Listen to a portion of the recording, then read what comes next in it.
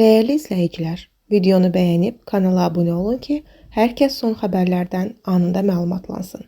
Binəqədidə Leyk oteldə baş verən bədbəxt hadisə zamanı həlak olan ofisantlardan Eltac Əliyevin yığdığı pulla küçələrinə asfalt çəkilib.